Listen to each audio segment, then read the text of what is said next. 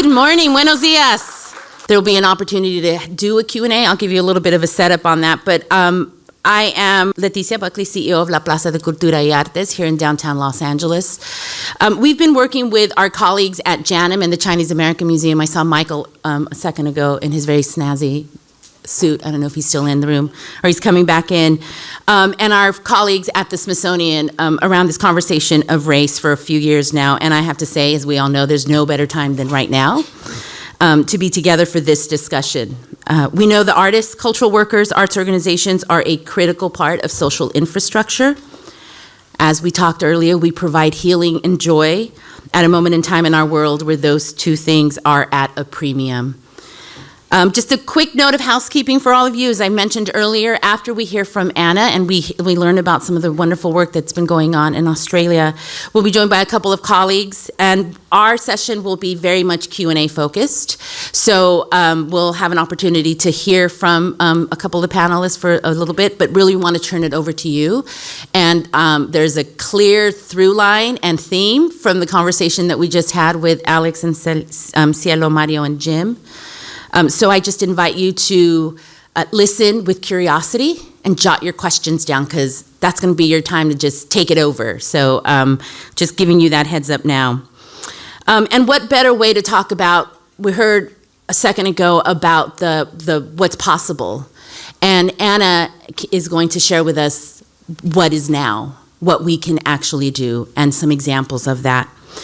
I'm so pleased to introduce her. She came to our attention from the recently published book, Democracy as Creative Practice, Weaving a Culture of Civic Life, by Tom Borup and Andrew Sitzer. I hope I said that correctly.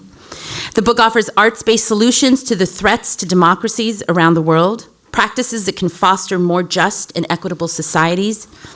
And Anna is one of a dozen writers who contributed to the book. The chapter in which she authored explores creative recovery in wildfire-prone Victoria, Australia. In the Australian context, creative recovery is used to describe a framework and process of embedding creativity and the arts in disaster recovery. Interviewees identify barriers to including and sustaining creative processes and disaster recovery. By addressing these challenges, creative recovery could become an even more effective avenue for maintaining democratic processes and principles in an age that will be defined by climate-related disruptions. It is my distinct pleasure to welcome Anna Kennedy-Borissow. Before I begin, I'd like to first echo the earlier acknowledgement of the First Peoples of the lands that we're all on today. And I'd like to add my own acknowledgement of the First Peoples of the lands that I join you from, the Wurundjeri Woiwurrung people of the Eastern Kulin Nations, the place that you know as Melbourne, Australia. I want to acknowledge and thank the elders here and at home for their continuing care of country, their collective wisdom, and their enduring cultural practices. I'd also like to share this quote by Robin Wall-Kamara, a Potawatomi woman and author of the best-selling book, Braiding Sweetgrass. When I first read this quote, I was about halfway through my PhD thesis, and I was moved to tears. And while I recognise that it's not particularly unusual to be moved to tears while you're writing a PhD, this quote struck me because it so completely encompassed the values that I endeavour to bring to my work and recognises the collective effort required to create the future that we'd like to see.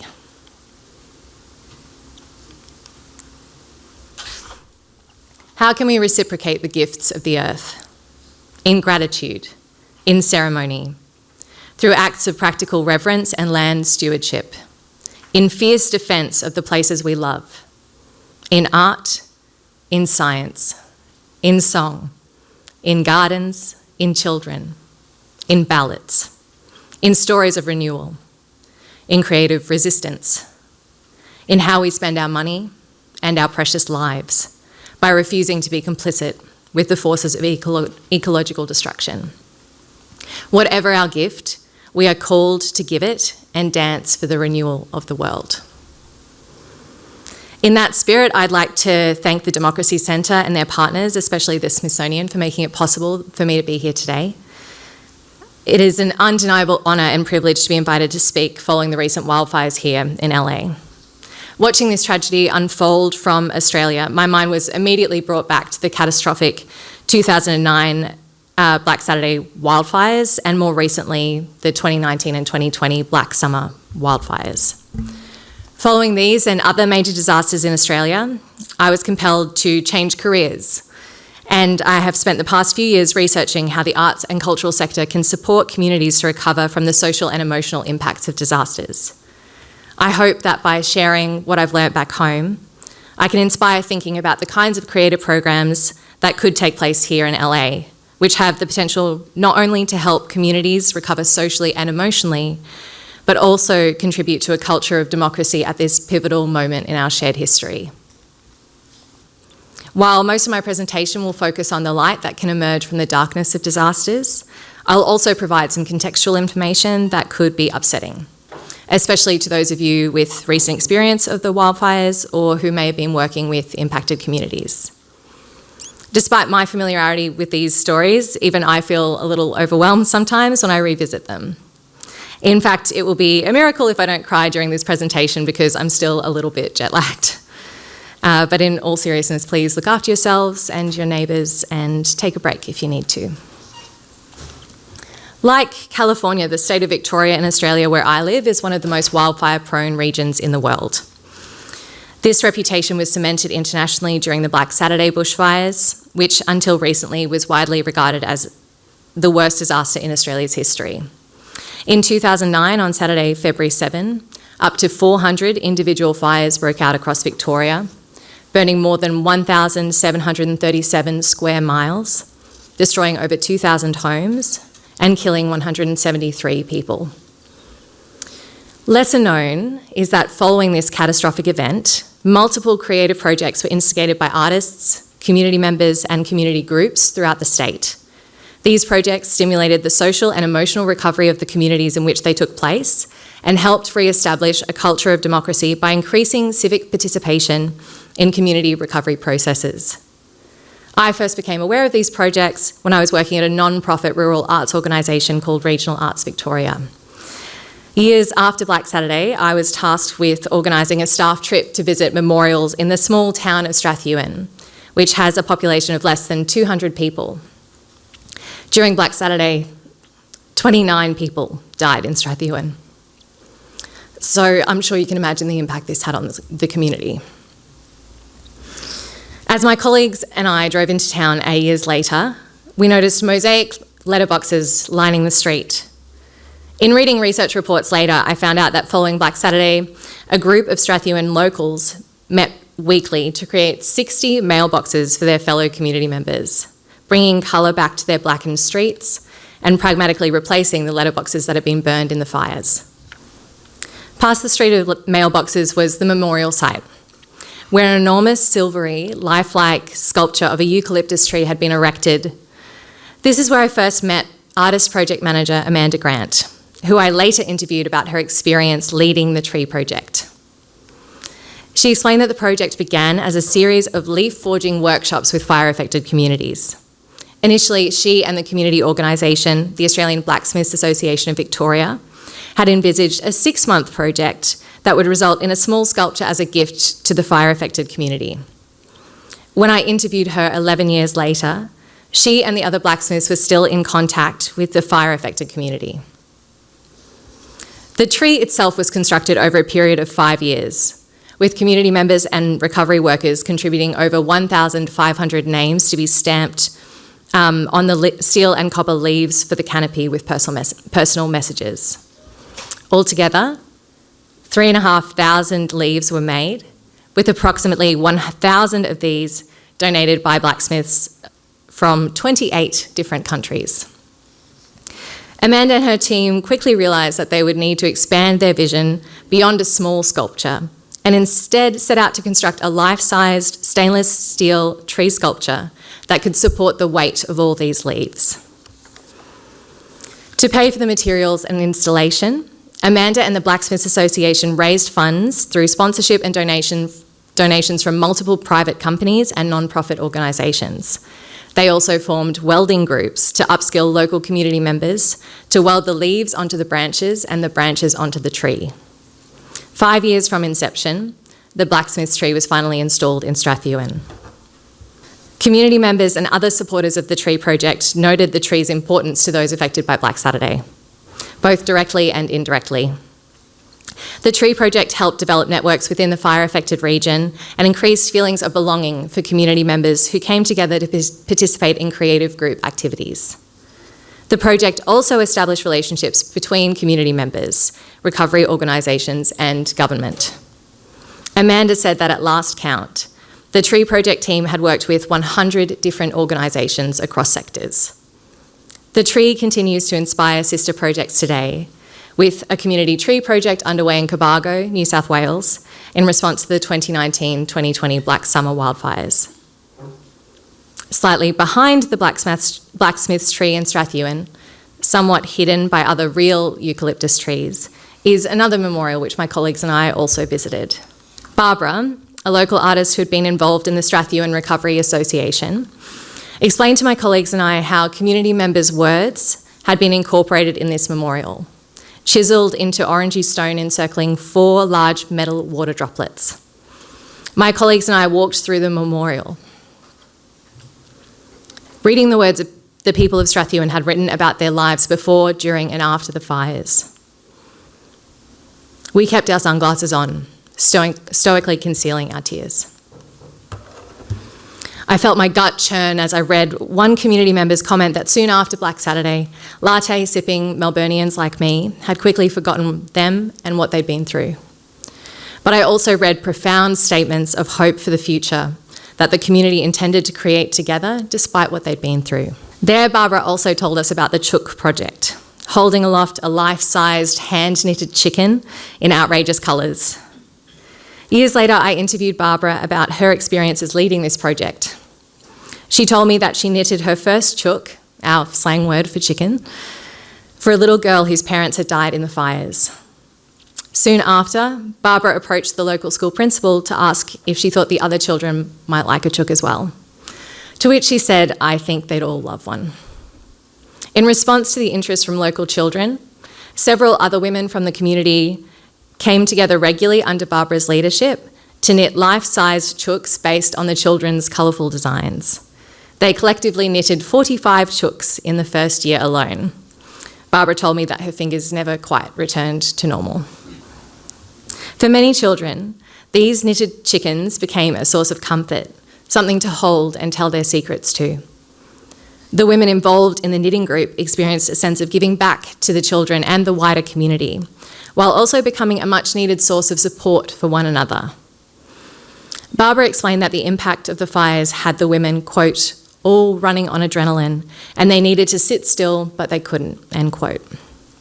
But the act of knitting kept their hands busy and gave them a reason to come together, either quietly focusing on their work, sharing stories, or even finding themselves in outrageous fits of laughter at times. In 2023, I visited Strathewen again to conduct a focus group with the women who had participated in these projects. 14 years later, they were still meeting on a weekly basis to make art alongside one another. The strength of their bonds was a testament to how the arts can bring people together after disasters, providing an important avenue for social connection that can extend far beyond the disaster itself. One woman even said to me that she didn't think they all would have survived without the arts projects. Witnessing the creative recovery of Strathewen inspired me to write a master's thesis and then go on to write a doctoral thesis on socially engaged arts programs after climate disasters. In Australia, as Letitia said, we call these projects creative recovery. But here in LA, you may have heard that term used to refer to recovery from COVID or more recently from the wildfires, particularly for artists. So for now, to avoid confusion, I'll refer to these projects that are engaged with community as arts recovery or arts-based recovery.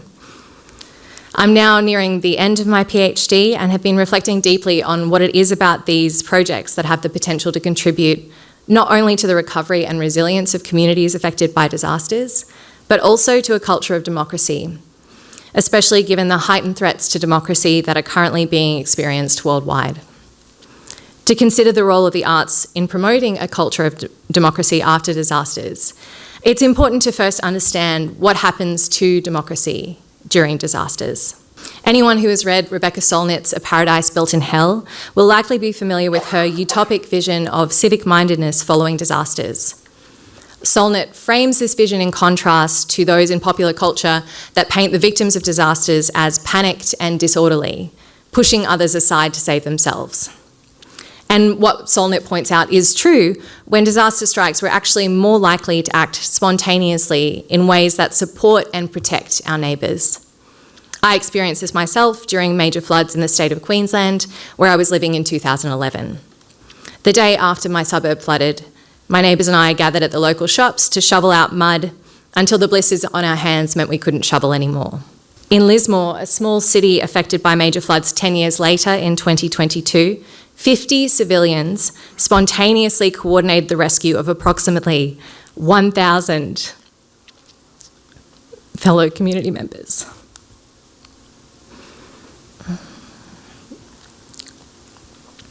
Realising that emergency services had been overwhelmed by demand, Lismore community members used social media to identify who needed help escaping from their rooftops, then deployed their own community members on rescue missions on a combination of small boats, jet skis and kayaks. So it is true that there are heroic and even utopic moments following disasters. This can contribute to an experience of intense bonding, or what trauma psychologist Rob Gordon calls social fusion, as people collectively respond to their most pressing needs together as a community. However, after the initial period of adrenaline and bonding has subsided, this sense of community spirit can begin to fracture. This is especially challenging for those who already experienced social and economic inequality prior to the disaster, as they typically have less power and fewer resources to help them recover in the aftermath. Disaster sociologist Laurie Peake and her collaborators found that, quote, disaster losses tend to be distributed along the familiar lines of race, ethnicity, gender, social class, and age, end quote. Public and private sector preparedness for disasters often reproduces and creates further inequalities in disaster response and recovery through the unequal allocation of resources. As marginalised groups typically have less access to resources to prepare for disasters, they are more likely to experience severe physical and mental health outcomes and more likely to be physically displaced after disasters. The disaster recovery process, especially for marginalised people and groups, is often protracted, uneven and unjust. This poses a threat to democratic processes as the gaps between different groups widen, rupturing the social fabric of communities and especially disadvantaging people of colour, young and old people, and those already living in poverty. These inequalities can be compounded by top-down command and control structures in disaster relief and recovery. Democratic principles are difficult to uphold during disasters, as government and emergency services often need to act quickly to protect lives and properties. However, emergency management processes that neglect democratic ideals of equity, inclusivity, and transparency can lead to maladaptation in disaster recovery, making affected communities more vulnerable to exploitation, especially those that are already marginalised. For these reasons, community-led recovery is increasingly recognised as best practice in emergency management. Community-led recovery is a strengths-based and collaborative approach to recovery that empowers individuals, families, and the community to actively participate in their own recovery and is guided by the community's priorities.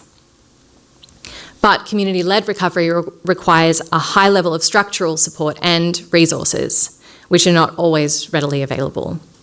This makes community-led principles really difficult to realise on the ground. However, in my research, I've found that artistic programs that are underpinned by strong community engagement processes can stimulate community-led recovery, fostering democratic participation in disaster recovery processes and bridging divides between individuals and groups from a range of different backgrounds.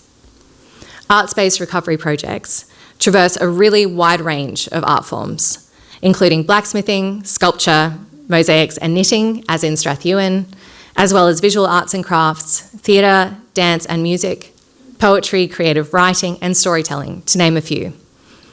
What many of these projects have in common is that they collaborate closely with the community members that are affected to ensure that artistic outcomes meaningfully reflect their experiences, responding to their interests and circumstances.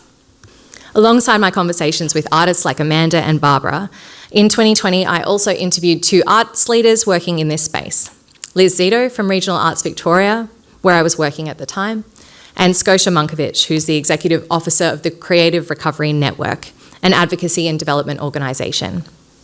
In addition, I spoke with 2 emergency services professionals, Bruce Esplin, who was the Emergency Services Commissioner of Victoria during Black Saturday, and Cecily Fletcher from the Victorian State Government's Department of Health and Human Services. They all described the positive impacts of the arts to individual and community wellbeing following disasters, explaining that arts-based recovery projects can help people make meaning of their experiences, contribute to a sense of belonging, inspire agency, and give voice to underrepresented community members. These factors suggest that arts-based recovery can stimulate a culture of democracy in disaster-affected communities. In a recent book chapter, I delved into 6 distinct qualities of arts recovery projects that can contribute to a culture of democracy. Although these findings come from my own research in the Australian context, many of these principles and learnings are transferable to LA post-wildfires. The first of these 6 qualities that I wanted to share with you is that participating in artistic projects can stimulate catharsis for disaster-affected individuals and communities. Scotia Munkovich from the Creative Recovery Network explained that the arts help people, quote, come to terms with the unimaginable, end quote, and move beyond the physical and emotional impact of disasters. By processing these impacts, individuals are then empowered to engage with the wider community to make decisions related to their recovery needs more broadly, which strengthens self and collective efficacy. Former Commissioner Bruce Esplin agreed, adding that participating in art making can help affected community members regain confidence in their abilities, as well as offer a mental reprieve from the secondary stresses such as the demands of rebuilding, managing insurance claims, job losses, and so on. Bruce explained that moments of respite can help people think more clearly overall.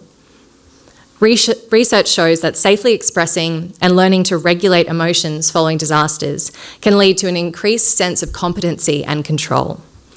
This can lead to increased participation in community-led recovery more broadly. The second quality of arts-based recovery that contributes to a culture of democracy is connectedness. In particular, Bruce advocated for non-threatening creative spaces that help disaster-affected community members express themselves both verbally and non-verbally. He explained that non-verbal, task-based engagement can lead to talking, which he argued is critical to recovery. This took place in Strathewen as part of the Chook Project, Letterbox Project and Tree Projects. We really like our projects. The creative processes described by Bruce and other interviewees can also strengthen a sense of individual identity, promote social bonding, normalise communication about the personal impacts of disasters, and show a breadth of possible individual experiences while constructing shared narratives. Both expressing and witnessing the expression of disaster-affected communities can help repair the social fabric of these communities and increase feelings of connectedness. The third quality is that creative projects can foster a sense of hope for the future. Artist project manager Amanda explained that, quote, this sort of work proves that there's life beyond the fires. It's not just about survival. It's not about replacing what was lost. It's about moving into life beyond the fires, and the arts creates the environment where that sort of transformation can take place, end quote. Arts manager Scotia agreed, adding that the arts and creativity stimulates imagination. She said that recovery is about being able to redream and to come together around this common vision, which is about sustainable, safe and open, accessible futures. These observations align with research that shows how hope can be instilled through storytelling and positive goal setting. Creative processes are also highly adaptable and flexible. They can facilitate grieving and the acknowledgement of loss through memorial and ritual, provide opportunities for respite, pleasure and play, and contribute to individual healing processes through creative expression, and to community connections through shared meaning-making processes. They can also aesthetically transform disaster-affected landscapes by injecting colour and meaningful creative symbols into an affected community, which also fosters a sense of hope and optimism.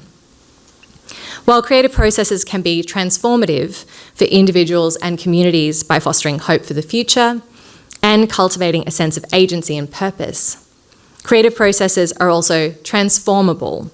They are adaptable to the needs of individuals and communities and provide a range of accessible entry points, promoting participation and inclusion. The fourth quality that stimulates a culture of democracy is that artistic projects can promote a wide range of partnerships. As interview participants noted, the transformative nature of creativity can support non-arts organisations to connect with communities in a meaningful and empathic way. By connecting across sectors, partners can become familiar with and respond to other community recovery needs. These partnerships can also build trust between local and non-local organisations, as well as contributing to a culture of giving, both to and within disaster-affected communities. In some cases, these projects have stimulated ongoing collaborations between arts and non-arts organisations, establishing long-term mutually beneficial relationships. The fifth quality of arts-based recovery projects is listening and adapting. Artists, arts workers and partners can build trust by spending time in disaster-affected communities and becoming familiar with their specific needs and interests. This approach is especially effective when local artists and arts workers build on their existing strengths and connections. Additionally, projects that are not constrained by government funding arrangements and other bureaucratic structures have the benefit of being more flexible and responsive to community needs than many non-arts organisations and initiatives. The sixth and final quality of arts recovery projects that contributes to a culture of democracy is that these projects can stimulate self and collective efficacy, aligning with democratic principles of participation and agency. In the Australian context, non-profit organisation, the Creative Recovery Network, positions artists as active citizens that, quote, help communities to be self-determined in their own recovery. So that means that culture and the arts can be used as a way to articulate and to drive and to demand what they wish to see as their support, end quote. Liz Zito, another arts manager who participated in my research, added that strong creative communities can produce spontaneous community responses that address gaps in formal disaster recovery arrangements. She went on to offer an example from the small town of Cudgewa, Victoria, which was impacted by the 2019-20 Black Summer wildfires. She said that a local artist realised that he didn't have the skills to fight the fires, but that he was a great organiser from having worked in the arts. Quote, so he started a Facebook page, getting people to run fuel to one another and organising volunteers. In doing so, community members were able to overcome bureaucratic limitations, getting into places that City Council couldn't get into, so a bit of rule breaking there. As Liz observed, artists and people who work in the creative industries are able to think outside the box and are able to look at all the different possibilities. So when a disaster happens, they're able to freely come up with ways to survive or to help look after each other. This example shows that creativity can empower individuals to respond spontaneously and effectively to disasters, complementing the work of agencies and government. As another participant summarised, arts-based recovery is about self-determination, promoting agency within communities so that they can lead their own recovery and develop a shared vision for the future. But while artistic programs that are developed in collaboration with disaster-affected communities can produce these positive impacts, there are often barriers for organisers in getting projects off the ground and sustaining these projects in the long term. From a government and emergency services perspective, Cecily and Bruce reflected on tensions between top-down and bottom-up imperatives. They acknowledge that commitments from government, such as funding or recovery workers, often come before local needs are ascertained. These top-down imperatives can be seen in artistic projects too, despite the good intentions of many of the government departments and agencies funding them. Interviewees explained that creative projects will be unsuccessful when they fail to respond to a community's self-determined needs, warning that government and other institutions need to be facilitators, not leaders of arts recovery projects. Poorly facilitated projects can leave a legacy of mistrust in the creative recovery process.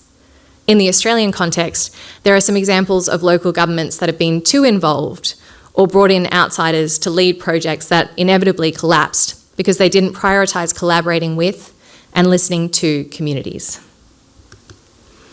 Although projects led by outsiders or consultants who are not embedded in the community have previously failed, there are some benefits to communities working with outsider artists to lead projects when these collaborative processes are prioritised. Outsiders can be seen as impartial by disaster-affected community members, which minimises actual or perceived bias in the distribution of funding and administrative support, and can sometimes reduce the possibility of exacerbating existing social fractures within the community when compared to projects led by locals. The outside-in approach was seen in Amanda's leadership of the Tree Project, which is often held up in Australia as a best practice example in regards to community engagement. However, there are likewise benefits to local creative leadership, such as Barbara's inside-out approach, that are equally important to acknowledge. Ultimately, these two approaches, outside-in, where non-local facilitators become embedded in the community and respond to their needs, and inside-out, where local leaders initiate projects and can ideally access support from institutions as needed, may offer equally effective frameworks for arts-based recovery projects. However, a significant barrier to arts workers across both frameworks is garnering support to incorporate the arts and creativity into disaster recovery in the first place, because it's not always perceived as relevant or useful when compared to other material recovery needs. These attitudes from government and other funders or partners can make it difficult to get projects off the ground. Not only this, but artistic projects can be seen as an added burden to already emotionally exhausted recovery workers with whom arts workers would ideally collaborate. Disaster-affected community members themselves may also struggle to perceive the value of creative projects because when disaster relief services are being withdrawn, people may feel that their immediate needs are no longer being met or were never met in the first place. This may cause people to view arts-related expenditure, both in terms of time and money, as frivolous or even offensive in some cases. Having arts workers on the ground meeting with community members sooner rather than later can mitigate these potential conflicts because being present early in the recovery process to build relationships and provide support where needed signals authenticity and genuine care for that community. Sometimes, when creative projects are introduced later in the recovery process, the level of community trauma and hostility can be difficult to navigate for arts workers in that community. That's why most of the people I interviewed advocated for the inclusion of arts recovery projects in emergency planning prior to disasters. By incorporating the arts into city-level recovery plans prior to disasters, government and other recovery agencies can become easier to connect with during disaster relief and recovery. Embedding the arts in state and city-level emergency planning arrangements would also help arts organisations dispense funding and on-the-ground arts workers earlier in the recovery process. When arts-based recovery isn't embedded in recovery planning, as is often the case, it can become difficult to access funding for projects. Without funding, it takes longer for communities to experience the positive impacts of artistic projects and people as part of their recovery. A lack of funding can also negatively impact the well-being of artists and arts workers. For example, Amanda said that despite positive feedback from the community, she wouldn't work on another project like the Blacksmith's Tree in the future due to burnout from working for free for a long time on a highly complex and emotionally demanding project. These comments have been echoed by other artists that I've interviewed more recently for my PhD thesis. This raises the issue of managing expectations from communities and funders that artists will work for free in exchange for goodwill alone. While artists may sometimes volunteer their time, their well-being should be considered with respect to this time commitment and the remuneration available. Alongside the risk of burnout due to low or no pay, there's also a risk of vicarious trauma for artists working in recovery contexts. This can harm not only individual workers, but can also limit the effectiveness and long-term sustainability of arts-based recovery projects. Trauma-informed care training can help address this, as can supportive peer-to-peer relationships and networks. Another funding-related issue in the Australian context that might be reflected in the US is a lack of coordination on arts-based recovery initiatives within the cultural sector, especially given the highly competitive nature of arts funding. This is worsened by arts sector grant guidelines that sometimes exclude community-based projects from being eligible.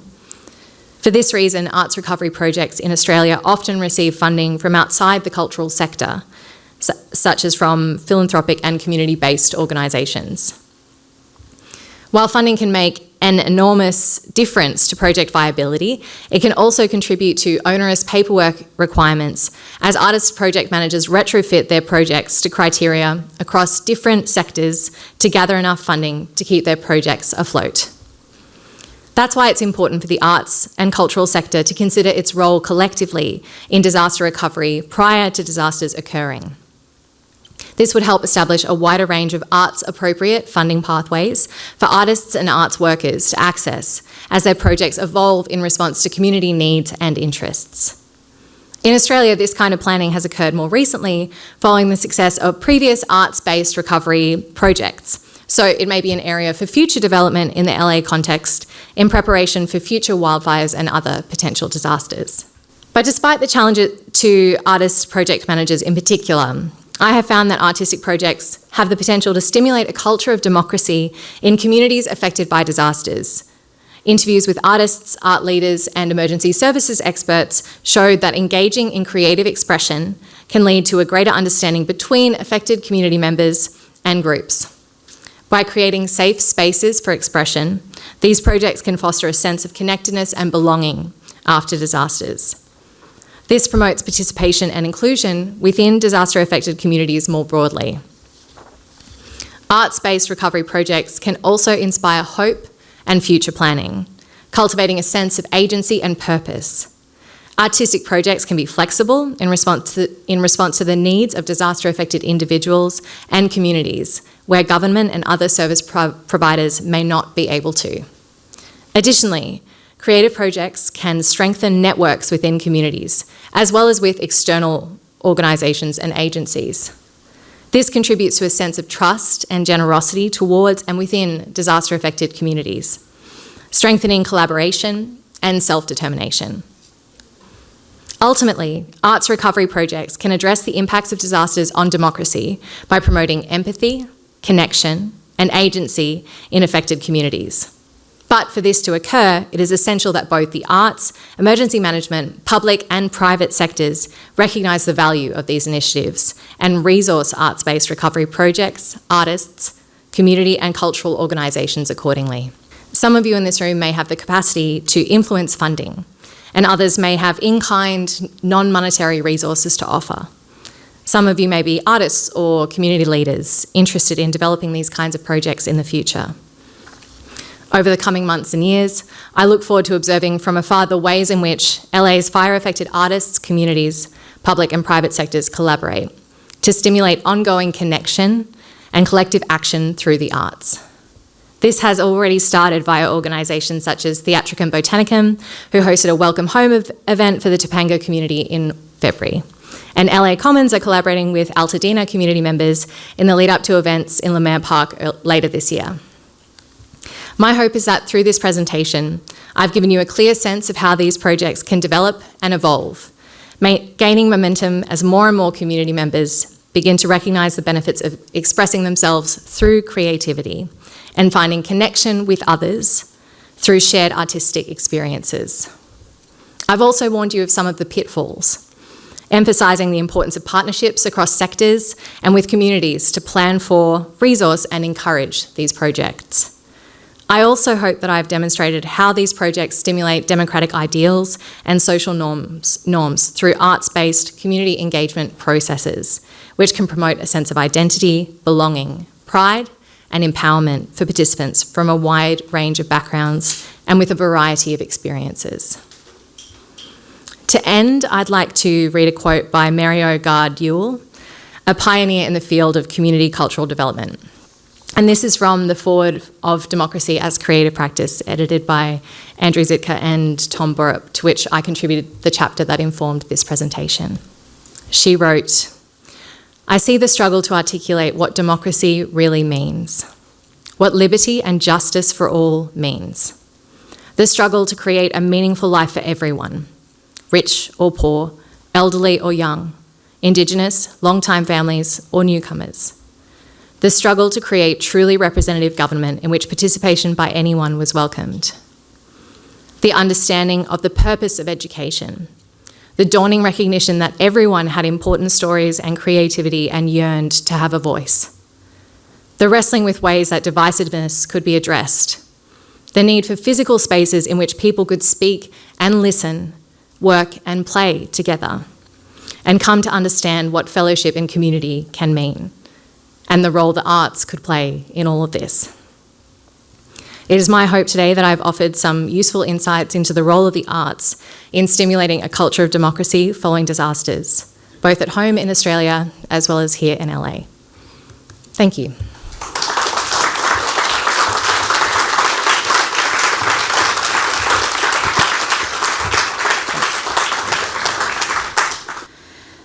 And thank you, Anna, for that. I will invite you back up in a second. I would like to now just bring up a couple of some of my fellow incredible Angelenos who are working at the intersection of arts and community.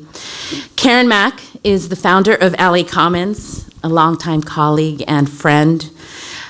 LA Commons is a South LA-based nonprofit implementing artistic and cultural programs reflecting the unique character of diverse neighborhoods to foster interaction, dialogue, and a shared understanding of Los Angeles.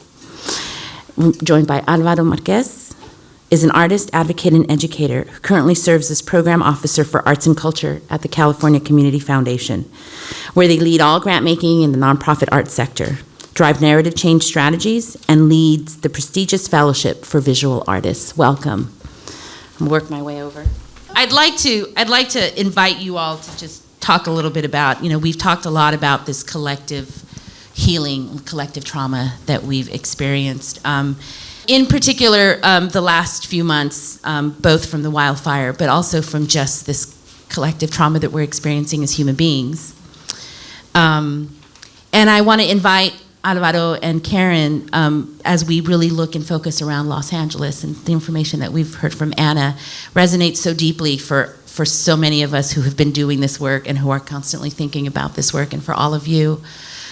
So if either of you or both of you could just share a little bit in terms of what have you seen, what in your communities in terms of this creative recovery, artist-led recovery, community-led recovery. Karen, in particular, the work that you're doing with LA Commons, both locally and what recently, but historically from the work that you've been doing.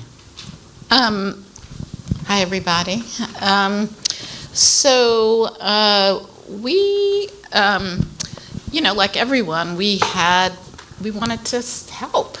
And our organization, so much of what Anna talked about is really what LA Commons is about, really empowering communities by uplifting their stories and providing opportunities for people to engage with each other in the creation of art that really tells those stories and shares those experiences, makes meaning together, and creates social capital.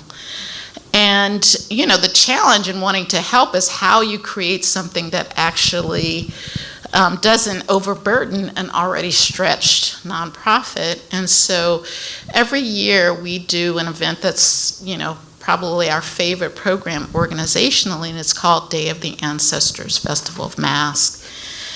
And the interesting thing about Altadena and Leimert Park is there's this deep symbiosis between those neighborhoods because they're both communities that have been created really by Black artists. And you can see, the relationships just are incredible once we started digging into the relationships. And even one of our staff members had a relationship with an organization in Altadena called Rhythms of the Village.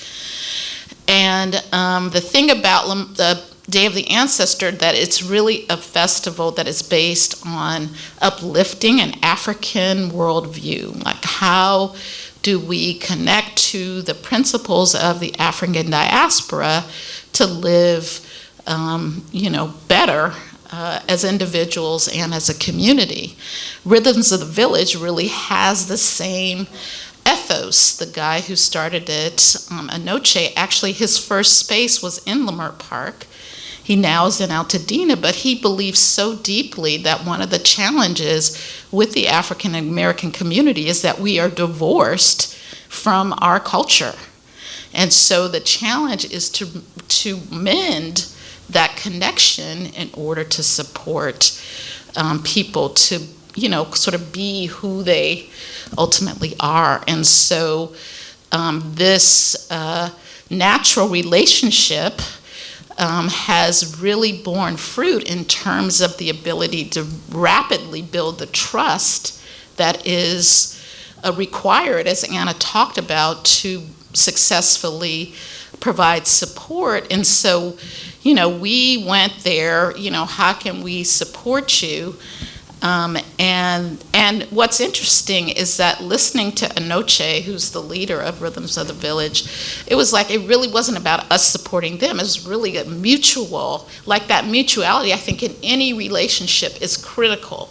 So the idea of just like, oh, we're going to help, but, every crisis provides an opportunity for everyone to grow and build. And so we're, on this journey together, which is the beautiful part of this work, to provide support to Altadena through Rhythms of the Village. They do a festival every year in May, and we're going to help them create a version of that. But they're also going to participate in our Day of the Ancestors, which is really an honoring of ancestors. So, they'll have a really special place in Day of the Ancestors to create mass costumes and really lift up people who were lost as part of the fires, because there were many of their elderly folks who actually died.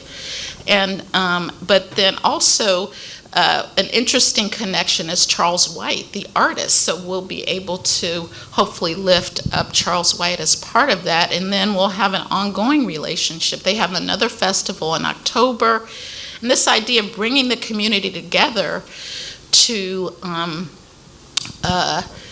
collectively create is the bonding process that Anna talked about. And so we are really, involving young people, creating public artwork. These are all opportunities for us to really support that community, really by just listening to them and, figuring out together what makes the most sense. And so we're, just so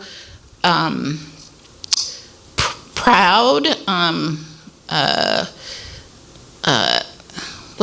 moved to be able to support in this way, really bringing what we have to offer, and again, to be able to benefit from Anoche, who's Nigerian, and can really help us deepen Day of the Ancestors in a way that really accomplishes what we're trying to accomplish anyway. Well, thanks you for the question, and thanks again for the invitation to be on this panel.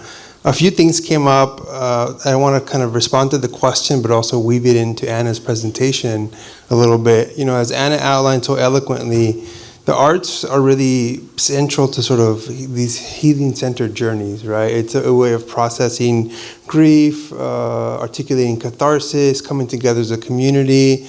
And I really appreciate how Anna sort of wove that story, because I've seen that in action here in Los Angeles. I also want to sort of uplift the work that the Armory Center for the Arts has been doing.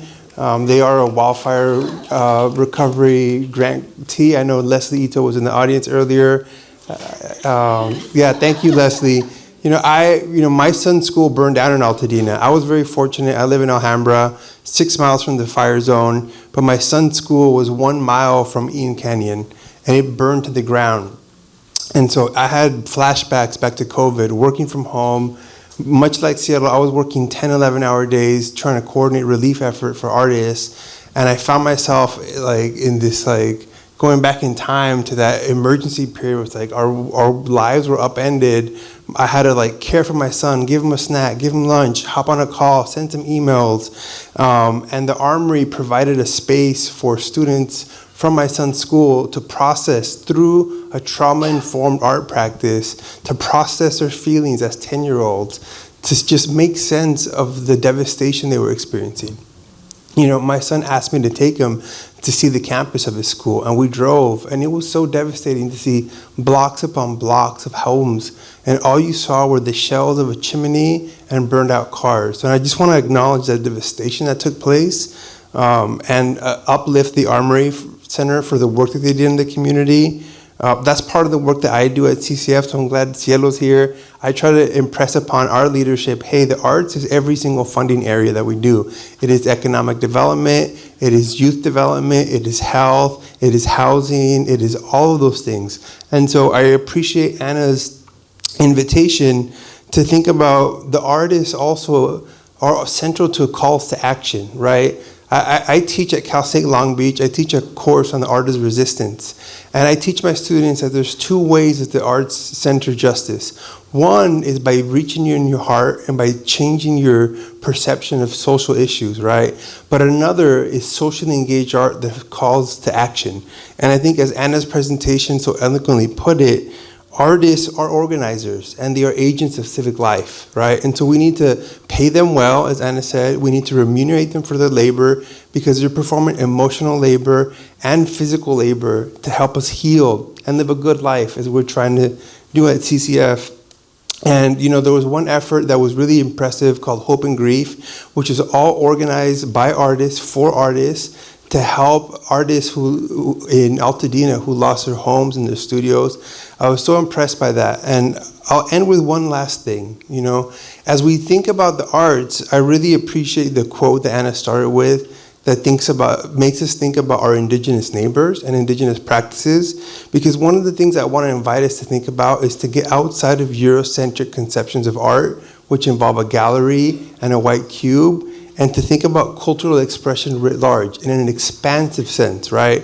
And questions like land stewardship. Indigenous people have lived in reciprocity with the land for time immemorial, and colonialism and capitalism ruptured that. And we need to learn from our indigenous neighbors and cousins that land stewardship is a form of cultural practice that can teach us how to respond to these crises and hopefully prevent the next one. I want to just respond to that because I'm working with someone named Denise Fairchild who's really sees our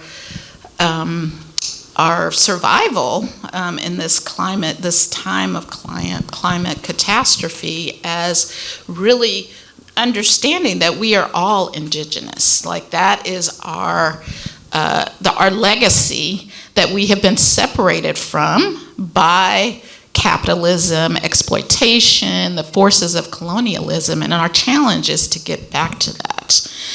I just wanted to say too that the theme for our Mass Festival this year is transformation. And I really see the fires as a metaphor for this opportunity that we have to move forward, to build the world that we want to live in. The amazing thing about artists, I have such deep respect, and that was one of the things that we were focused on with our project, is giving artists the resources to do what they do best, which is to imagine, dream, world build. And that's the moment that we're in. That's really, as painful as it is, we are building a new world for ourselves. We have the opportunity, and the artists and young people who are also super imaginers can lead us into that future. So, yeah. Thank you, Karen. And I want to encourage each of you to ask each other questions and step in. And I look to the audience as well. If you've got a question, please raise your hand. We'll get microphones. Or I see one up there. We'll get a microphone up to you. I want to invite Anna. I want to invite Anna into this conversation and this, we've heard both from Alvaro and Karen, just in terms of your experiences and the connections to what have been described here in Los Angeles. Yeah, thank you for that. I wanted to, I guess, affirm some of the points that Alvaro made about the ways in which children and young people can be supported to process these really impactful and scary moments, and it's something that's included in the book chapter that I didn't have time to talk about in the speech. But a community in Kinglake, a group of artists. Kinglake is another town in Victoria that was impacted by Black Saturday, and a group of artists transformed different recovery spaces into art making spaces, and they're in public space so people could just interact with them as they were going about their business within the community. And one of the spaces was a children's colouring in setup, and there was a young boy who came and started doing some drawing, and he was at first using lots of different colours, but then he was using lots of reds and oranges and kind of recreating this experience of the fires. And the artist that I interviewed said that his mother had said that her son had not spoken a single word about the fires at all since they'd happened, and this was the first she'd seen him express anything to do with his experience. And she was able to kind of then take him away and have a conversation with him, and arts was the way of opening up that conversation, and that kind of non-verbal engagement and expression can be especially powerful for children who might not have the words to talk about their experiences at first. So I wanted to echo that and share an experience that might align with some of what you have seen. And also to touch on what Karen was saying about transformation. Disasters often, they are a rupture to our normal social processes. They disrupt and thereby create an opportunity for us to do something differently. But what so often happens is that instead of using it as an opportunity to change and transform, out of fear, people try to revert back to the status quo before the disaster. And recovery can mean different things to different people. For some people, it's getting as close to what their life was before the disaster. For some people, it's adapting and trying to build resilience to better cope with future disasters. And for some people, the impacts are so traumatic and transformative that their lives can never even closely resemble what they once were. So I think it's really important to recognise that this is an opportunity for change and transformation, but there will be a kind of tendency towards reverting back because the familiar feels more safe than change, and that's where the arts can really help us imagine what that different shared future might look like. I just want to pick up on something that you mentioned, and we'll come to your question, I promise, in a second. But that's really, for me, prompted this idea of, we talk about transformation, we talk about change. Here in Los Angeles, you mentioned it, Karen, Altadena, historically Black community, and some of the fears that are coming out of this moment is that we're going to lose that. Right, we've literally physically lost it, but then we're going to lose the memory of it. And so, how do we ensure that we continue to support a thriving historical community? Like, what are things that you found in the recovery work that you in the research that you did, but also in thinking about it from we're on the ground right now and seeing it. How do we balance transformation with erasure? Yeah, I think that's a great question, and I'll jump in. I'm really grateful that we can talk and put race at the forefront, right? Because I'm hyper aware this is national conversations on race. And oftentimes I'm in rooms with other funders, and the moment I bring up white supremacy and racism, the air gets sucked out of the room. It's like, let's talk about something more pleasant. If we can't name what it is, the reason we're talking about race is because of the history of white supremacy in this country. The reason that Altadena is a historically Black community is because of redlining and segregation. We need to acknowledge that, first of all, and think at the forefront of Black permanence. So I just want to say that outright, right? We have to think about Black permanence, and there are models out there for that. Right now, we've been working at CCF with the folks at Destination Crenshaw in the Mert Park in the Crenshaw district. I think they provide a wonderful dynamic model for what it means to resist gentrification and resist displacement in a way that upholds the values of the community, keeps community members in place, and beautifies the space. Because we also have to be careful of art washing. I don't know if you're familiar with that word, but the arts are usually complicit in gentrification and displacement. Artists come in, beautify the spot, all of a sudden upper middle class people say, hey, I want in on this, and working class people get pushed out. So I'm really grateful we can think about that, but we need to acknowledge about why Altadena is a historically Black community and how to ensure Black permanence. What I want to add to this is that, exactly what you just said, Anna, about, this tendency to go back. We are in a time of tremendous uncertainty. And so the natural emotion is fear. And so, what we see in our national space is people trying to take advantage of that fear. So our opportunity is to really lean in the other direction and not get, and this is what Maria was talking about in the earlier session, and not get minimized by the fear, and really move to courage in this moment to move with the transformation. All the messages are change is needed, and we have an opportunity to do it. And so let's, move in that direction. We actually are working on a project building on Destination Crenshaw about a Black cultural district in South LA for the very same reasons, to be able to tell those stories that are so powerful. Black people founded, we're part of the founding group of Los Angeles. How many people actually know that? So really lifting up those narratives that are important, and and everybody's narrative, and not just Black narratives, but really telling those stories. Our work is about telling stories so that we have this more complex understanding of who we are as Angelenos, as Americans. And, art is really one of the most powerful ways to do that.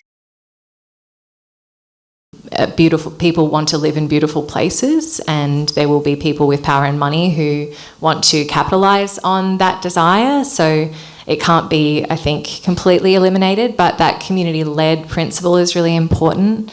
And being mindful of the underlying power agendas, power structures and agendas of different funders and partners, because when we think about the kinds of artworks that are created through these kinds of projects, they're telling a story, they're sharing a narrative. And so we need to think about who's shaping this story and whose narrative is being told.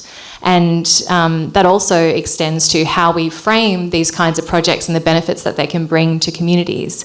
If we frame these projects as economic development tools, then they will fulfill economic development agendas and encourage, the creative class and that kind of urban development that pushes historic communities out of their spaces and places. So I think that's really important, and for people who have control over money and resources, to try and disseminate those and relinquish them to the community to determine for themselves what is important is a way of addressing that. I have more to say, but I'll pause there, and it might come up. Thank you. We'll come back to Question. Please. Sorry, I have a bunch of specific questions, but I don't know how useful that would be right now. So I just have a couple quotes that I thought maybe I could get more vague feelings stuff. These are all kind of connected together, so I'll just read them as a block. History is littered with the blood, bones, and broken dreams of those who didn't have anything to hide. Real change is hard, messy, and requires genuine sacrifice and commitment. It is easier to participate in brief moments of collective outrage than build lasting solutions. And then this one's more of just the feelings. Our ancestors are appalled. The sword of Damocles corrupts all. Visionaries, kings, and prophets are the death of humanity. Thank you. That about sums it up. Oh, is this reactions? I mean, it reminds me of the conversation that took place in the first plenary that Cielo was having in line with Mario and Jim. You know, Cielo, I've been working at CCF a little under 2 years. I got there slightly after Cielo. And Cielo and I have really productive conversations because, as she said, she's a real follower. She's from the system. I was a practicing artist for 13 years, and I grew up on the margins of society. So I'm ready to break stuff, and I'm ready to break the rules, and this system needs to be thrown away. But to Cielo's point earlier, right, it takes an entire ecosystem. There's room for all sorts of roles, right? So to your first quote in terms of like the long work ahead, right, I think it's not about having a flash in the pan moment, but about acknowledging that it's going to take work. This is going to take decades, right? This is not, and the problem, I have to say this, and this is probably an unpopular opinion, the problem didn't start with this administration. I think that our power structures and our elected officials have consistently ignored the needs of the community, regardless of political party. And I think that one political party is more receptive to the needs of the community than the other, but let's not pretend that this started just 2 months ago.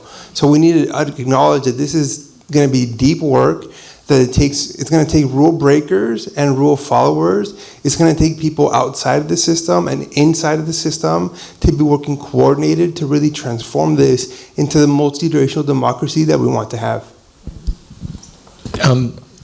Somebody wanted to respond real quickly. I think what I got moved about the presentation was the undertaking of an artist choosing to participate, choosing to provide their resources in these times of needs. One event that struck me during the fires was there was an event center in downtown, so you can consider them from the arts. You know, they're a person of color owned business, they do events, they do like clubs. And so their whole monetary structure was holding these events. They broke out their hearts to donate their space, take in donations through social media, and overnight were inundated with like volunteers who just showed up, and like it was the outpouring, like the kind of the flash of the pan we just heard the gentleman speak earlier. But now, because they changed their entire business model from the arts to recovery, I think they're about to go bankrupt. And so I guess the question I have is what other models that we can provide, not just for artists to also participate in the postmortem recovery, but to also from their practice, like to help understand what their practices are. Because to your point, artists are always on the fringe of living from practice to practice, project to project. And then now being asked or being called to feel, like you gave in the examples, Anna, to help with disasters that are just going to happen every year. Like, if you deny the science, that's on you. But it's like, you know, I could only feel for the artists that is pouring their hearts out, but at the same time is over-resourced and overburdened. Yeah. Oh, would you like to? I have something to say, but you go ahead. Okay, yeah, and it is something I've seen, unfortunately, a lot in my research is artists that have, particularly those who have led these kinds of projects, getting really burnt out, which is why I emphasised the importance of remuneration as a starting point. Artists are usually drawn to this kind of work, not exclusively, but usually because they're really passionate about supporting their communities to recover, and that tendency towards self-sacrifice is evident in artists, but it's also evident in recovery workers. And after disasters, artists are doing both. So they're, I would argue, extra vulnerable to that tendency towards, you know, giving all their own financial, emotional, and artistic resources to recovery. A model that I've seen that has not eliminated that issue but is a good model that could be adopted to reduce the likelihood of it happening is a community-led model where there was a governance structure developed by the artist project manager that deliberately devolved responsibility for different aspects of the project to other community member collaborators. And those collaborators were also trained with through the Creative Recovery Network, who have a specific training program to help them learn the skills they need to have, including self-care and learning about disaster trauma more broadly, so that they were better prepared to do that kind of work. So that's a starting point, and I can talk to you about that model in a bit more depth and detail if you want later as well. I'm the optimist. I feel like, it's burning down. So we have the opportunity to do what you just are talking about, which is to create new systems and structures that are actually more aligned, with our indigeneity, and, this way of being that is more human focused, more nature, that's more in alignment with us and our environment, and and living a good life. And one of the most heartening aspects of the recovery, which you were just talking about, Mike, is the outpouring of support.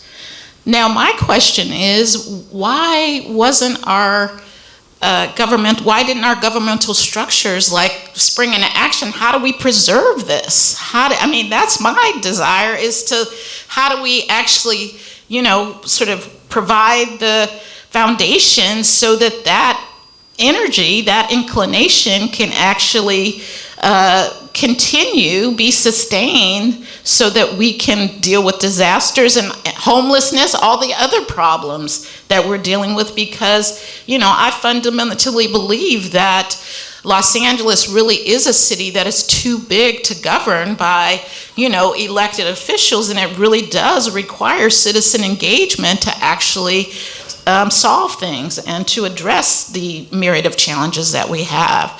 And so, activating the arts, activating artists, but giving them the support to actually create organizations, because, that wasn't about, that's just like business management. It's very hard to be an entrepreneur. So, just creating the structures to support, the building of that social capital, I think, is really the seeds of our, effectiveness in terms of addressing disasters and everything else we're dealing with. I'm a daughter of immigrants, and my dad, for the longest time, was always like, in college, I see you. We've got another question over here. Thank you, Jim. Right down here. And in college, no uvas. I was, down the whole thing. And my dad's thing was always, Leti, you can't change the system till you become a part of the system. And so, Cielo, I feel you in terms of that bureaucracy, right, and that sort of deep bureaucracy in it. But the reality is, you can't do both. You have to have both. And we're seeing it, and we're seeing it on a regular basis. So that, for me, leads me back to, I'm with you, the break the system, right? We're not talking about recreating what existed. We're talking about starting something brand new. But my question to you and to all of us is, what is that? I want to first of all clarify, right? I am now part of the system, right? I fully acknowledge. And you can be, right, and still want to break it. And I'm a gatekeeper of resources, right? So I've learned, I think, Alex was talking about how he's 45. I'm turning 44. I've become way more pragmatic, and the more that I'm a parent as well, I have a 10-year-old. And so I think that the alternatives, I don't have the answer, right? I think that we have to listen to community members. There's already, the utopias we want are already out there. We just don't have the structures for them yet. And I think that they exist in pockets, they exist in community spaces, they exist in collectivities. So that's what I look to. But I want to acknowledge, right, and reiterate the point that I made earlier, right? If I'm critiquing our political process, it's not to say we have to throw it all away, but it's just to say that we have to be really clear-eyed about the challenges of the systems we're engaging in, because working with Cielo has made me recognize, these systems are in place. And to your point, Leticia, I heard this quote, which is kind of problematic, but it resonates. And it was, if you're not at the table, you're on the menu. Right, and that has resonated with me now. I want to be at the table so that we can pick out what that menu is going to be. Thank you, and I know you had a couple things to say on this. Would you want to share? But we also want to acknowledge we have 2 questions. Jim, we've got a question right here. A gentleman down here with his hand up. We have 3 questions. 3 questions, and you're managing them all. Yeah. Great. I'll sit back and let you do that. Anna, do you want to add something before we go to the question? Just very quickly to that point of creating something new, but also preserving history. That's one of the things, one of the roles that the arts can play as well through creating artworks. Community publications that share a community's history and allow community members to tell stories and have those recorded in ways that they haven't previously had the opportunity to do so. Documentary projects, podcasts, theatre productions, all of these different art forms and beyond the ones I've mentioned can facilitate the recording and documenting of a community's history with community members that may not have otherwise had the opportunity to do that. So I think through these projects there's an opportunity to both imagine the future but also recognise the past. Okay. We have the CCF Program Officer Alumni Association right here. It's supporting Alvaro. I see you all. Thank you. I have one comment and a resource share. I'm Leslie Ito from the Armory Center for the Arts. And I just want to mention that I feel like the narrative around redlining is often a black-white narrative, and I just want to say that it was all people of color that were affected by redlining. My family was in Northwest Pasadena. My dad went to Muir, and my mom went to Dorsey and Crenshaw because of redlining. And many Japanese American multi-generational families lost their homes in Altadena as well. So that's one. I also wanted to share, thanks Alvaro for the shout out to the Armory. For those of you that may be a part of those affected and displaced by the fires, the Eaton fires, the Armory is doing many things to support families, kids, and artists. We have a community space that we open called the Creativity and Community Care Room. And we're offering it to neighbors who are on text threads that haven't seen each other to bring them together in the space.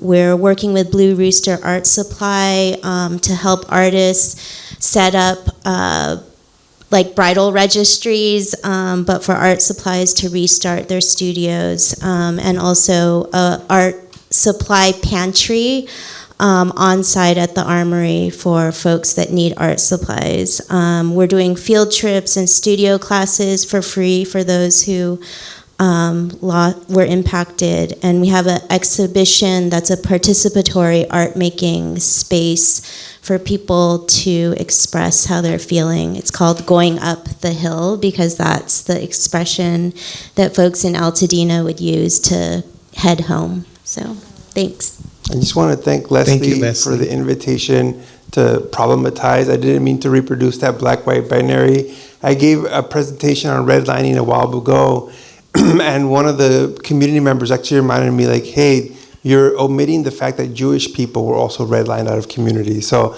I appreciate that gentle invitation to break out of that binary. Thank you, Leslie. Thank you, Alvaro. We have about 10 minutes.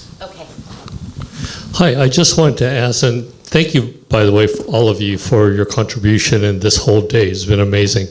But I want to ask, as an artist with an idea of an installation that would, as you presented earlier, incorporate the community, incorporate the people who suffered these losses during these fires, to give them a means by which to express their loss and found. And I have the idea for an installation, but this would be a perfect way to engage these people and give them a means of expression that would be publicly seen. What guidance can you give myself and other artists as to how to get that initiated, what organizations we can partner with to get that going? Everybody's got an answer for you on this one. I would offer you first and foremost looking around this room, because we do have a lot of folks we have a nice combination of arts organizations, folks that lead organizations, that are part of organizations, artists, funders, and I would say, like anything else we're talking about, look in your community. Who are those organizations within your community? You've got Leslie, if you're in Pasadena, you've got Leslie Ito right behind you, who runs the Armory Center. But having those conversations and reaching out, because this is the community-led work, and the community-led work is often, or always, I believe, in partnership with institutions and funders and artists. And so I would say tap into the folks around you immediately, but also you've got a whole new set of folks in your network here today.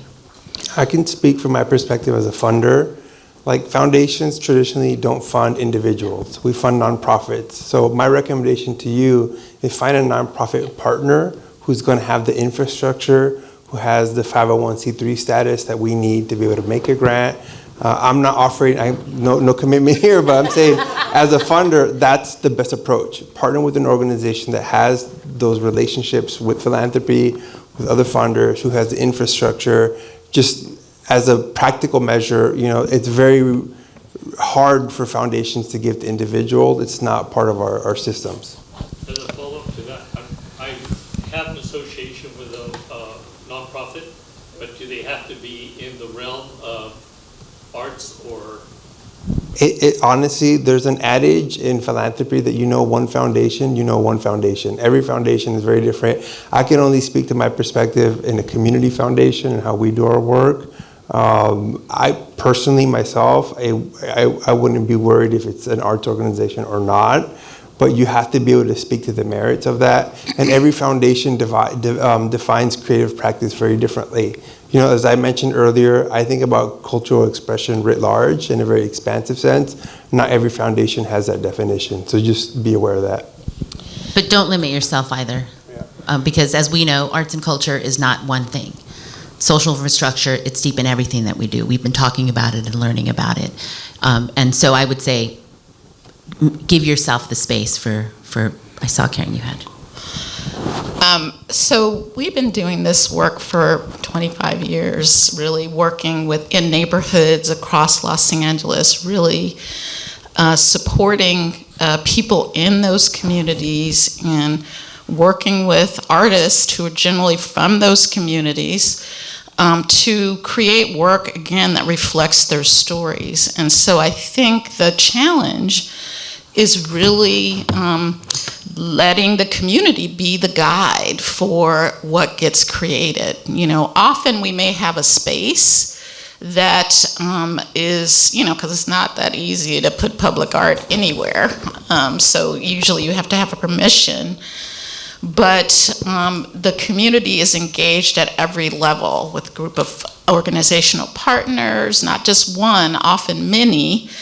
And then the community really leading in the process of hiring the artist, in the process of recruiting the youth even, finding the spaces. So really, and I think this situation in particular calls for that very groundedness in community to actually create work that is empowering, that does reflect these stories. And, it's the opportunity is to create a memorial, a milestone, a touchstone for the community in this moment to reflect and make meaning, have a positive idea, experience in relation to this and coming together, creating something, feeling empowered, and then in our vision going on to greater civic engagement to actually transform Altadena into, this vision that hopefully people have for what they want it to be. I have just something very quick to add. So if you are an outsider wanting to come into working with the community, just to echo both your points about that community-led and community-engaged approach being really, really important. But to add that for outsiders who have been successful in facilitating these kinds of processes, usually it's because they've started with really humble, simple, generous, and gentle offerings as a starting point, and then they've been really flexible in how their ideas have transformed and changed in response to what that community has then said that they are most interested in, and the ways in which they're wanting to express their experiences. So that would be my recommendation as a starting point to do this kind of work. Awesome. So our last question, is it going to be a good one, Richard, right? It's always a good one, Richard. I know where you live. I will find you. No judgment, Jim, no judgment. Because we only have 1 minute, I'm going to pivot from question to more of like an offering. Hi, everybody. Richard Corral. I am a business management consultant that specializes in the business of social change and social impact.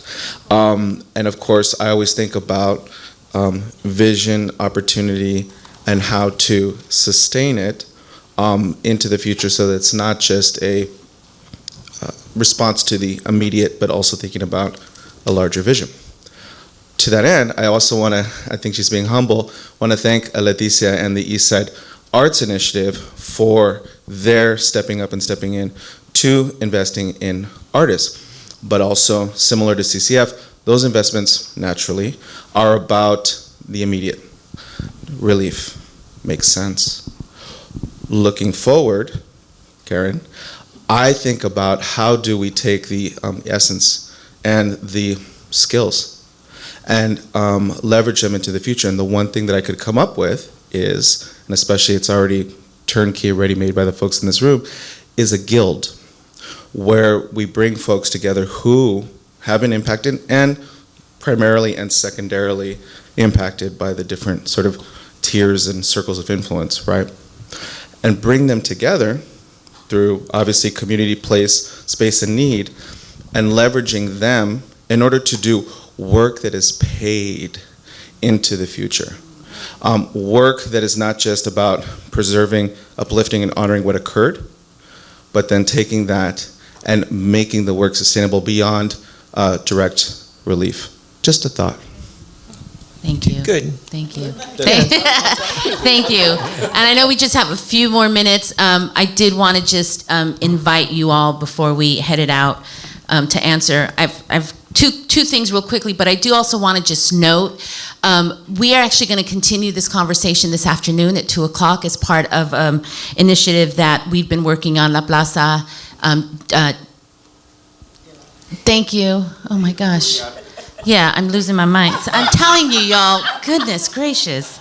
The Arts and Climate California Roundtable will be happening here at 2 o'clock. Anna's going to continue and join that conversation. So if you're around and you grab some lunch, come back. We're going to be right in here. I see Marcy right up there who's going to help really lead that conversation. But this is something that we've been working with Karen and Marcy and La Plaza that we're really excited about, and there's lots to continue talking about. So I just wanted to make sure to note that. Two really brief things. One of the things that La Plaza de Cultura y Artes did immediately was figuring out what we actually had in place, right? What can we leverage? We're not starting scratch, and there's only so much that we can do. So we just leveraged and created an event called Love Letters to LA. And it was just an opportunity for people to come in and sort of, there was yoga, we did limpias, for those that don't know, it's like when we did a sound bath, and it was probably one of our most well-received events.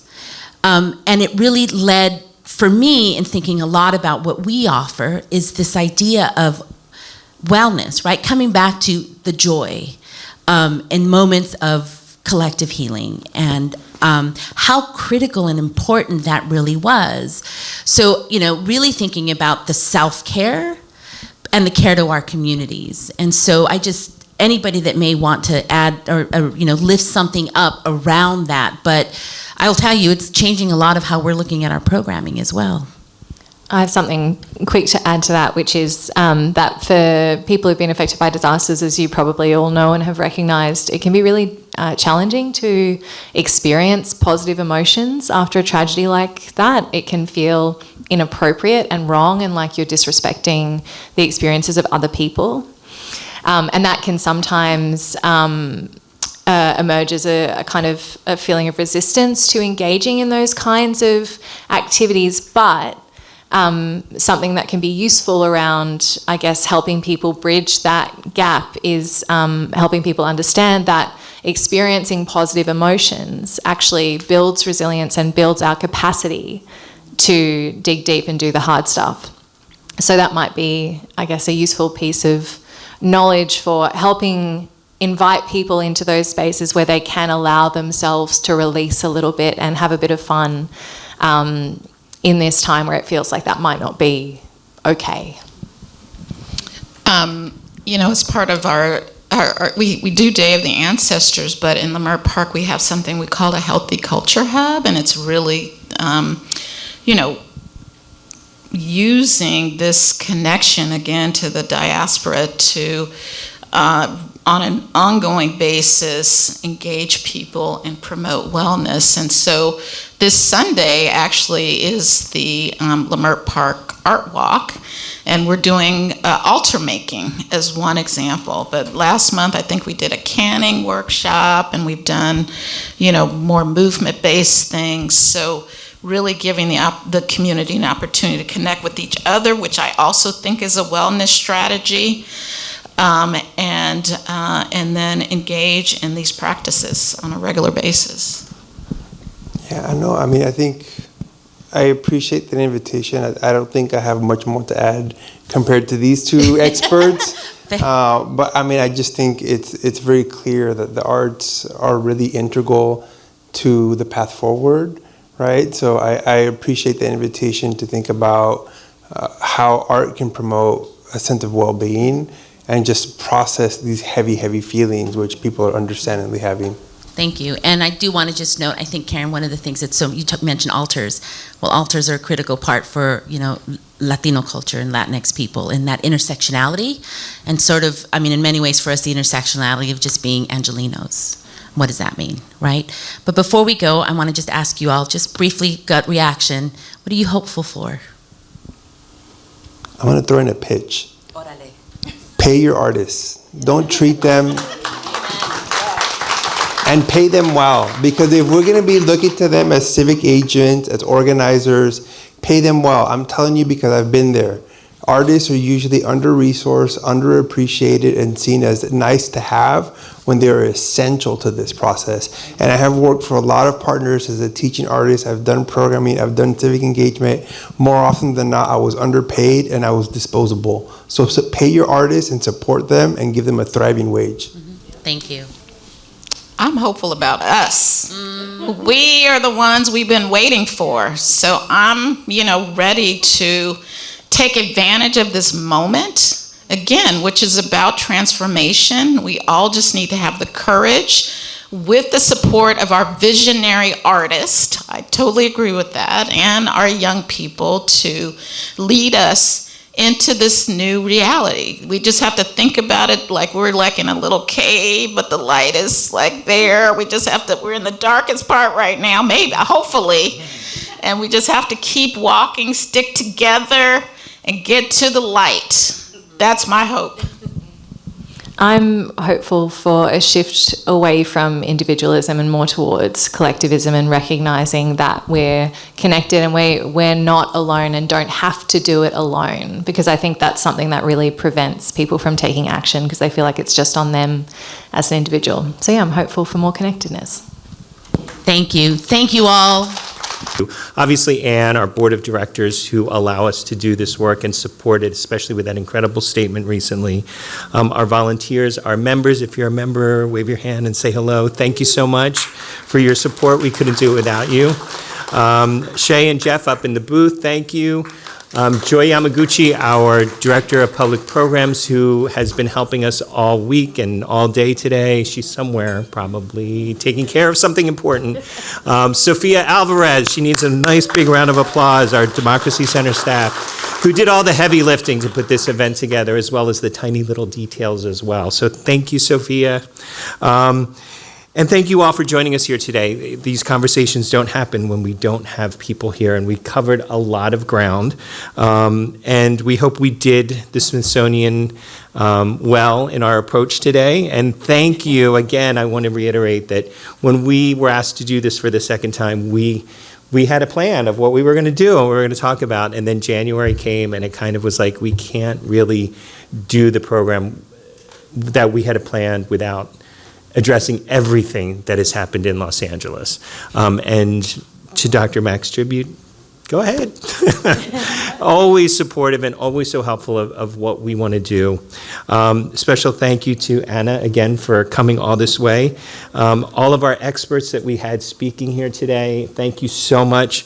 And to our partners, La Plaza de Cultura y Artes and Chinese American Museum. I don't know if Michael is still here. This is the second time that we've done this. Hopefully, maybe there'll be more, who knows? But we're ready to take that conversation as well. Again, if you're free this afternoon at 2 o'clock in our Democracy Lab, we'll have a chance to listen more to Anna. The democracy book, Yes. the Bible. Oh, yeah, get that out. Democracy as Creative Practice. There's some copies in the lobby. Are they still in the lobby? Okay, if you want to, there's a QR code that you can get that. So do you, Karen, don't you? Karen has a... Yeah. I don't have a chapter. That's in the next version, right? Volume 2. And also on this Sunday at 2 o'clock, we're working with the Altadena recovery team, thanks to Mario on our connection. Are there some of those guys here? Where? Oh, hello!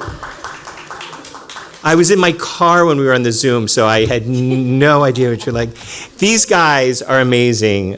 They've come together in like, you talk about turning things around really quickly. They've stood up an organization that's doing incredible work in Altadena, raising funds, raising supplies, helping connect community members together. We're so happy to be working with them on Sunday. At 12 o'clock, we're going to have a much kind of smaller, intimate little circle of people talking with Anna to kind of share ideas, share experiences, maybe learn something new from each other. You're more than welcome to come. It's free and open to the public. It will be at Pasadena City College in the Circadian Room. You can find information on the social media, on art. So it's at Altadena Recovery Team is the social media handle. Again, Altadena Recovery Art. I cannot speak. You're rubbing off on me. The Altadena Recovery Team. So you can find information there. You can sign up, but if you don't get a chance, please just come on out and join us on Sunday afternoon at 12. Thank you all again for coming. We do this work because it's important, probably more now than ever, for us to stand up for our communities. Here at the Democracy Center, we believe that it shouldn't matter what you look like, where you come from, who you worship, who you love, what your economic status is, or what your immigration status is. We all have roles, rights, and responsibilities to this democracy, and those that are trying to take that away from us cut at the very heart of what it means to be an American. So thank you. Take that message out. You'll find QR codes in the lobby and posted on some walls in the building. Don't tell facilities we did that. For a QR code for a survey. We really, really appreciate it if you could take that survey. It helps us report back to our Smithsonian partners. It helps them. And we also probably will get a follow-up email asking you to do it as well. Very short, only 4 very quick questions and 2 questions that you don't even have to answer as well. Thank you. Have a wonderful rest of your day. If you can come back, we'll see you at 2. Otherwise, we'll see you at a future program. Thank you.